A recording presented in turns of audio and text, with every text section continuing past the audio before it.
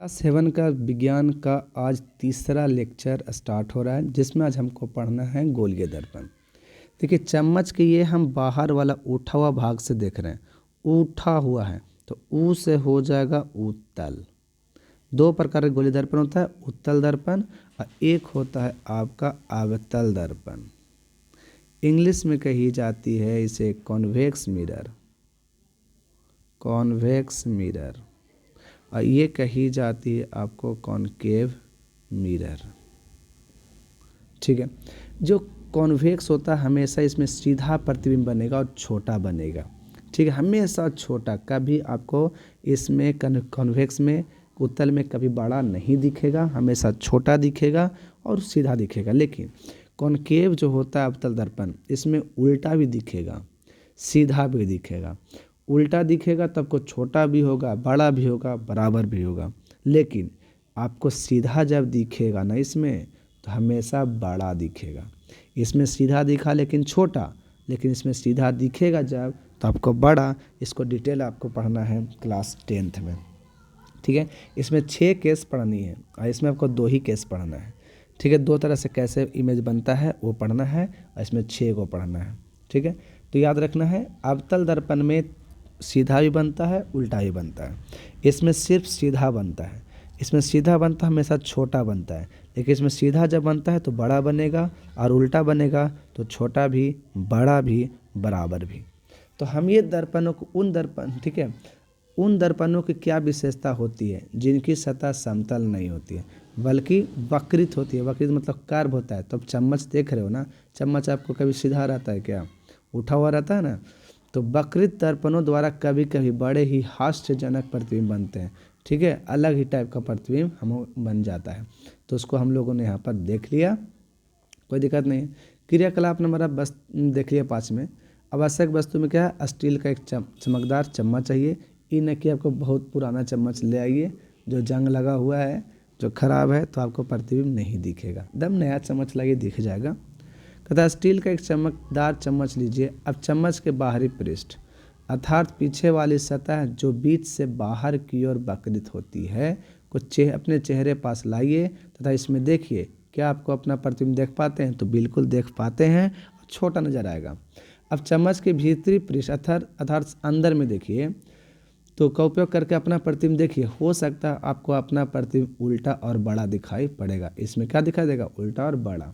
ठीक है, जब हम अंदर गहरे वाले में देखेंगे तो देखिए ये जो आपका है, तो हम ये चम्मच जो है ना, ये धंसा हुआ वाला पार्ट है। ये चम्मच जो है ना सेकेंड पार्ट वाला है। तो ये जो परावर्तक सतह है धंसा हुआ, तो ये कहलाएगा अवतल। और जो उठा हुआ जो भाग से, यानी इससे प्रतिबिंब नहीं बनेगा, प्रतिबिंब इधर से बनेगा, इधर से इधर आदमी रहेगा, इसमें भी आदमी इधर रहेगा, तो इसका प्रतिबिंब बनेगा। ठीक है, इसका प्रतिबिंब पीछे ही बन सकता है, इधर भी बन सकता है, लेकिन इसमें हमेशा दर्पण के पीछे ही बनता है। इससे हमेशा काल्पनिक बनेगा, लेकिन इसमें काल्पनिक और वास्तविक दोनों बनेगा। ठीक है, ध्यान में रखना है। किसी गोलीय दर्पण में परावर्तक पृष्ठ अवतल है तो इसे अवतल दर्पण कहेंगे। अवतल का मतलब धंसा हुआ। यदि परावर्तक पृष्ठ उत्तल है मतलब उठा हुआ है तो इसको हम लोग कहेंगे उत्तल दर्पण। कोई दिक्कत। अब इसको हम लोग अवनम से देख रहे हैं। देखिए क्रियाकलाप नंबर 6 में आप पढ़ लीजिए एक बार सिर्फ। अवतल दर्पण का कागज शीट, अवतल दर्पण लेना है और एक कागज शीट लेना है। एक अवतल दर्पण लीजिए, इसके परावर्तन पृष्ठ को सूर्य की ओर रखकर पकड़िए। दर्पण से परावर्तित प्रकाश को एक कागज की शीट पर प्राप्त करने के लिए प्रयत्न कीजिए। एक ही कागज पर बार बार आए। कागज की शीट को तब तक एक समायोजित कीजिए जब तक कि आपको स्पष्ट चमकदार बिंदु प्राप्त ना हो जाए। यह चमकदार बिंदु वास्तव में सूर्य का प्रतिबिंब है। ये चमकदार बिंदु है कहाँ से, आप देखिए। जैसे ही कहा कि आपको यह है क्या है, अवतल दर्पण, आपको सीधी दम लाना है यहाँ पर ऐसे। ये जानते हैं आपको दम एक ही जगह पर कटेगी, एकदम एक जगह पर। जब एक जगह पर कटेगा ना, यही आपका जो बना है ये सूर्य का आपको प्रतिबिंब बना है। ठीक है, और यही आपका यहाँ पर बनता है फोकस। आपको ये सब बारे में अभी नहीं बताया जाएगा, बताएंगे, लेकिन ध्यान रहे कि फोकस होता है, इसके फोकस होगा इधर, इसके फोकस होगा इधर। जब हम पढ़ेंगे एक नए चैनल पर, एक नया चैनल बनाएंगे जो कि आपको अभी लेट है, उसमें आपको हम डिटेल्स बता देंगे। आप या तो इंस्टाग्राम फॉलो करके रखो, मेरे नाम से है, या तो फिर आप फेसबुक पर मेरे नाम से खोल लो, इंजीनियर सचिन कुमार वर्मा लिखेगा, ठीक है। अब ये चीज़ से फॉलो कर लो। यहाँ पर हम बता देंगे कि न्यू चैनल क्या है, उस चैनल पर भी बता देंगे, और उसमें डिजिटल बोर्ड पर जब पढ़ाएंगे तो फिर से डिटेल्स होगी, और वहाँ पर आपको सब कुछ सारा चीज़ बताएंगे कि आखिर ये है क्या। अब दर्पण है तो ये गोला का कैसे भाग है, क्यों उसको गोलीय दर्पण कहते हैं, कैसे इसको काट के बनाया जाएगा, ये सब वहाँ पर आपको डिटेल दिखाएंगे, काट करके दिखाएंगे, ठीक है। अपर्चर क्या होती है, सब कुछ वहाँ पर बताए जाएंगे। लेकिन अभी बस ये इतना पढ़ रहे हैं कि आपको सिलेबस कंप्लीट हो जाए इसके लिए, ठीक है। अब देखिए सर, कभी भी सूर्य को सीधे मत देखिए, क्योंकि आपकी आंखें इससे क्या हो सकती है, खराब हो सकती हैं। किसी गोले को अगर काटा जाए तो आपको दो सतह मिलेंगी, ठीक है, एक ऊपर वाला और एक अंदर वाला। ये उत्तल का पृष्ठ है और ये वाला पृष्ठ किसका मिलेगा, अवतल का पृष्ठ मिलेगा। क्लियर। जिस गोलीय दर्पण की बाहरी सतह कलाई किया हो और भीतरी सतह चमकीला हो उसे अवतल दर्पण कहते हैं, और जिस गोलीय दर्पण की भीतरी सतह कलाई की हुई हो, कलाई मतलब अंदर में रंगा गया है, यानी ऐसे रंगा गया होगा अंदर में, और ऊपर वाला बाहरी सतह चमकीली रहेगा तो उत्तल, और अवतल क्या था, बाहरी सतह में रंगाया हुआ हो और अंदर से क्या हो, लाइट बाहर आएगा, ठीक है, तो ये क्या कहलाएगा, अवतल। जिस सतह से प्रकाश परिवर्तित होती है उसे परावर्तक सतह कहते हैं। पर्दे पर बनने वाला प्रतिबिंब को वास्तविक प्रतिबिंब कहते हैं। तो अवतल में आपका वास्तविक प्रतिबिंब बनाए जा सकते हैं, लेकिन उत्तल में कभी वास्तविक प्रतिबिंब नहीं बनते हैं, ठीक है। अब ठीक है, क्रियाकलाप 107 है, करके देखिएगा। पहले आप अवतल दर्पण, मोमबत्ती, स्केल और पर्दा लेके देखिएगा, ठीक है। मोमबत्ती को अवतल दर्पण के सामने विभिन्न स्थिति में रखिएगा। प्रत्येक अवस्था में प्रतिबिंब को देखिएगा, अपने प्रश्नों को तालिका में अंकित कीजिएगा। इस प्रकार हम देखते हैं कि मोमबत्ती, ठीक है, कि अवतल दर्पण द्वारा बनी प्रतिबिंब साइज में वस्तु से छोटा या बड़ा हो सकता है। प्रतिबिंब वास्तविक और आभासित भी हो सकता है, ये हम पहले ही बताए हैं। कहता है कि मोमबत्ती से दर्पण की दूरी आप कितना सेंटीमीटर रखें, तो वस्तु से छोटा बना कि बड़ा बना। देखिए एक चीज़ हम आपको बता देते हैं, ये अगर आपको दर्पण होना, यहाँ पे फोकस होता है, यहाँ पर सेंटर होता है। जब आप सेंटर और इधर इन्फानाइट होता है, सेंटर इन्फानाइट पर रखते हैं, अगर हम इन्फानाइट पर रखते हैं तो एकदम काफ़ी छोटा बनता है, वस्तु से बहुत छोटा, एकदम उल्टा बनता है, और उल्टा हमेशा वास्तविक होता है। 6 केस लिख देते हैं। अगर इन्फानाइट एंड सी के बीच में रखते हैं, बीच में, तो फोकस और सी के बीच में बनेगा, और ये भी क्या बनेगा, छोटा ही बनेगा। ये बहुत छोटा बना पहिल का, और ये छोटा बनेगा, उल्टा ही रहेगा, और ये वास्तविक ही रहेगा, वास्तविक। जब हम सी पर रख देते हैं, इसी पर सी पर, तो बराबर बनता है, न बड़ा न छोटा, लेकिन उल्टा ही बनता है। अब उल्टा हमेशा क्या होता है, वास्तविक होता है। जब हम सी और एफ के बीच में रखते हैं, सी और एफ के बीच में रखते हैं, तो यहाँ पर ही बड़ा बन जाएगा। अगर हम यहाँ पर ऑब्जेक्ट रखते हैं ना, तो इमेज इधर बनेगा, नीचे बनेगा, बड़ा बनेगा, ठीक है, और उल्टा ही बनेगा, और उल्टा वास्तविक, उल्टा हमेशा वास्तविक होता है। अगर हम एफ पर रखते हैं तो बहुत बड़ा बनेगा, बहुत बड़ा, उल्टा ही बनेगा, और लेकिन वास्तविक ही रहेगा। लेकिन अगर हम यहाँ पर जब ले आते हैं इसके बीच में, एफ एंड पी के बीच में, तो बड़ा बनेगा लेकिन सीधा बनेगा, और ये सीधा कहाँ बनेगा, दर्पण के पीछे, लेकिन ये क्या होगा, आभासी होगा, ठीक है। ये सब 10 में पढ़ना है, समय से ही बता दिए। देखिए बड़ा बनता है किसको से, और हमको अगर छोटा छोटा चीज़ को देखना है तो बड़ा करके देखेंगे, तो ये हमको होगा अवतल दर्पण का यूज। तो गाड़ी के हेडलाइट में अवतल दर्पण यूज करते हैं, क्योंकि वो लाइट को क्या करता है, सीधी कर देता है, सॉरी अवतल ऊपर में, तो गाड़ी की लाइट ऐसे ऐसे सीधा कर देगा, ठीक है। अब इसका डॉक्टर जो है यूज़ करता है आँख देखने के लिए, कान देखने के लिए, नाक देखने के लिए, गला, दांत, सबका निरीक्षण करते समय हम लोग अवतल दर्पण का यूज़ करते हैं। टॉर्च या कारों के हेडलाइट में भी क्या यूज करते हैं, अवतल दर्पण का। याद रखना किस दर्पण जो बोला है ना, तो इसका आंसर हो जाएगा अवतल दर्पण, याद रखना है। क्रियाकलाप नंबर आप इसको पढ़ सकते हैं, कोई दिक्कत नहीं है। क्या आप वस्तु से बड़े साइज का प्रतिबिंब प्राप्त कर सकते हैं? क्या आप उत्तल दर्पण द्वारा वस्तु की किसी भी दूरी के लिए वास्तविक प्रतिबिंब प्राप्त कर सकते हैं? नहीं, कभी नहीं, हमेशा छोटा और आभासी। क्या आप गाड़ियों के सर्व दर्पण पीछे जो उपयोग किए जाने वाले दर्पणों को पहचान कर सकते हैं? तो बिल्कुल, जो साइड मिरर होता है ना गाड़ी में, साइड मिरर, वो आपको उत्तल दर्पण होता है। उत्तल दर्पण अधिक क्षेत्र को दृश्य को देखने में प्रतिबिंब बना सकते हैं। कैसे? गाड़ी ड्राइवर लोग बैठते हैं ना, उसके ऊपर में वो ऐनक रहता है, उस ऐनक में सारे पैसेंजर का फिगर आ जाता है। इसका मतलब क्या हुआ कि बहुत छोटा छोटा प्रतिबिंब बनाएगा, तो वो उत्तल दर्पण हो सकता है। अतः यह चालक को पीछे के अपेक्षाकृत अधिक क्षेत्र को वाहन को देखने में सहायता करता है। ठीक है, अब आते हैं लेंस। लेंस भी आपको दो प्रकार के होते हैं। ठीक है, सिर्फ लेंस समझना है। लेंस समझना जो चश्मा में लगाए जाते हैं, तो दो प्रकार के होते हैं। ये होता है आपका उत्तल लेंस और ये होता है आपका अवतल लेंस। ठीक है, लेंस दो प्रकार का। हम इसको यूज कहाँ करते हैं? चश्मा में यूज करते हैं, दूरबीन में करते हैं, कैमरा में कर सकते हैं, आवर्धक बड़ा करने में करते हैं। ठीक है, लेंस देखा होगा। कैसे देखा होगा लेंस? तो देखिए, आपको टॉर्च को एंड्स लाइट पहले आता था, एंड्स लाइट। आज भी जो लाइट आती है ना, उसमें आपको इस प्रकार से आपको देखने को मिलेगा, एक उठा हुआ बीच में। ये आपका कॉन्वेक्स लेंस होता है, ये वाला लेंस होता है। ये लाइट को, कम लाइट रहेगा ना, लेकिन फिर भी लाइट ज़्यादा चमकीला निकाल देगा, ज़्यादा लाइट निकाल देगा।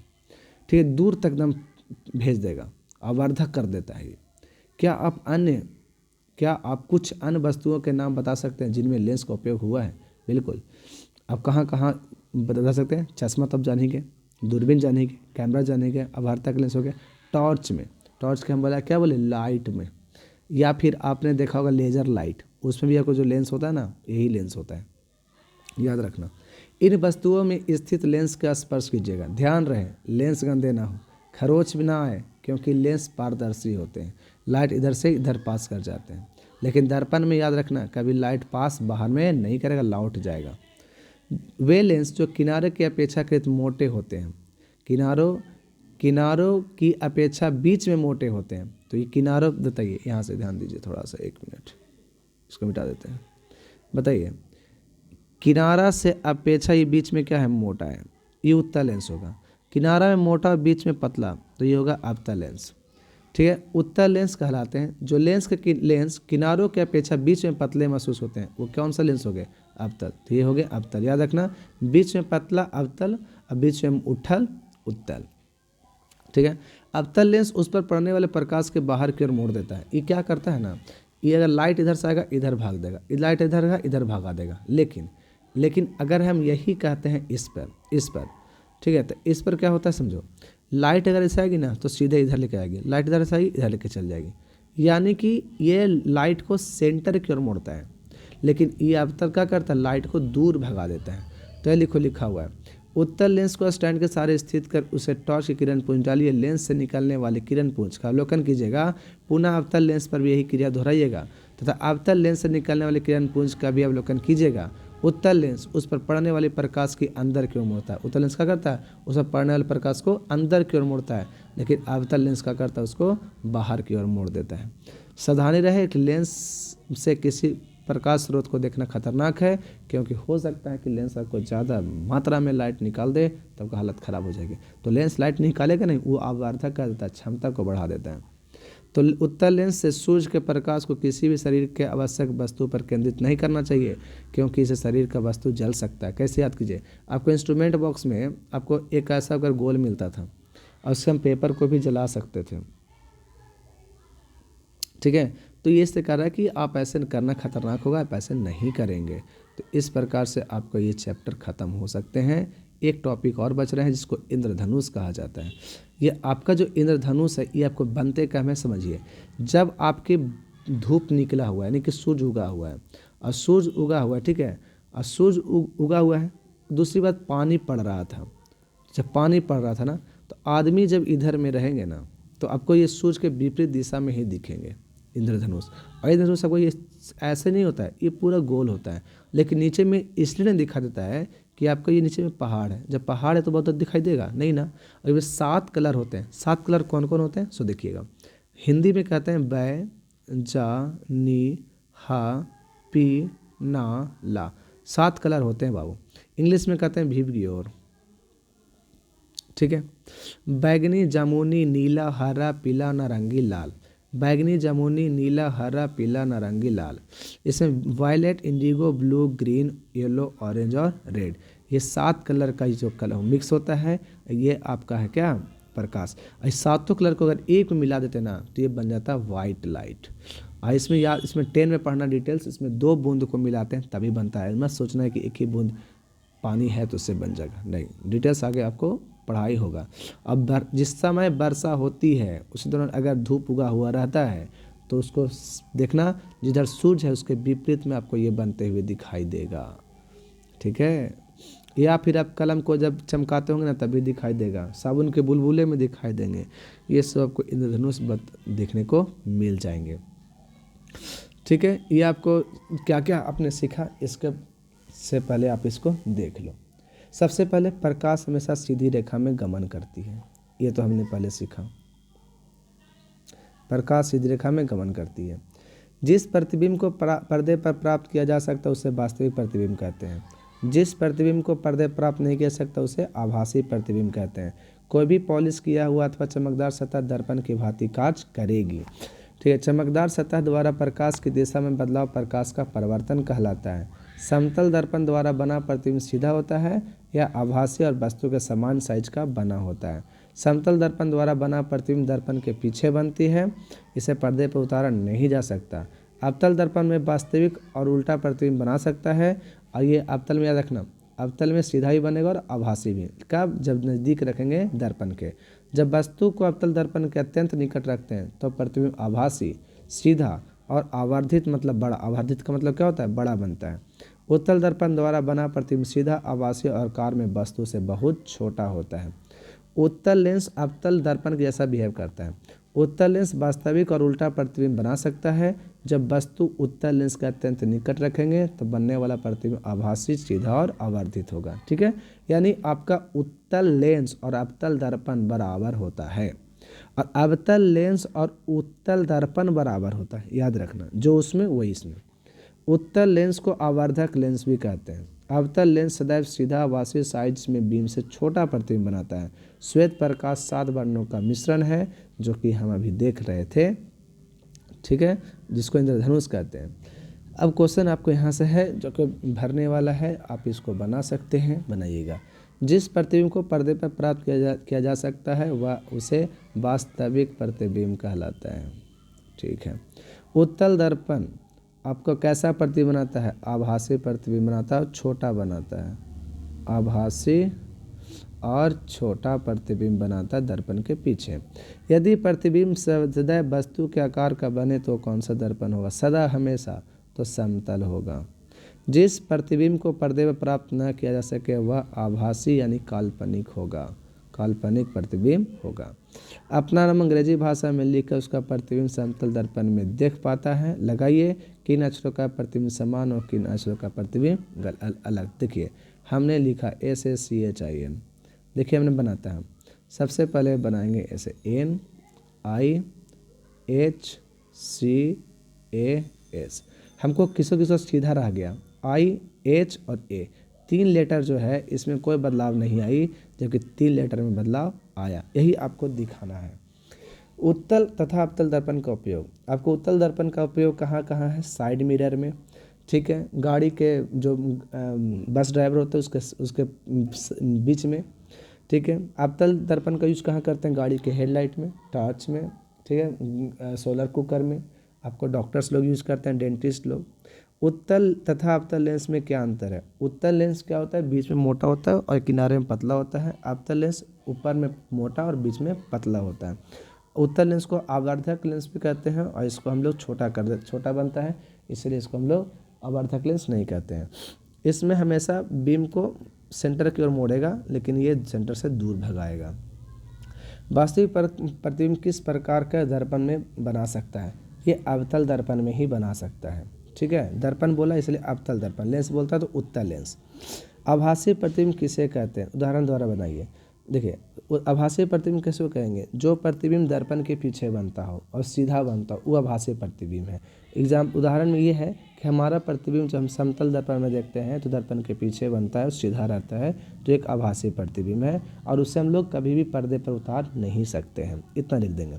समतल दर्पण द्वारा बने प्रतिबिंब की विशेषता लिखिए। पहला कि जितना पहले साइज में जितना बड़ा रहता है उतना ही बड़ा प्रतिबिंब बनता है, वस्तु के आकार के बराबर।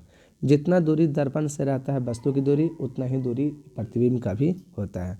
ठीक है, इसमें कभी भी नेचर को चेंज नहीं करता, ऊपर का ऊपर और नीचे का नीचे हो जाता है। ठीक है, समतल दर्पण में यही विशेषता है, बस बता सकते हैं। इसको मिलाइएगा। समतल दर्पण क्या है? सीधा तथा वस्तु के आकार का प्रतिबिंब बनाता है, सही बात है। उत्तल दर्पण क्या है? उत्तल हमेशा सीधा बनाएगा, वस्तु से छोटा बनाएगा। अवतल दर्पण क्या है? उल्टा बनाएगा, आवर्धित प्रतिबिंब बना सकता है।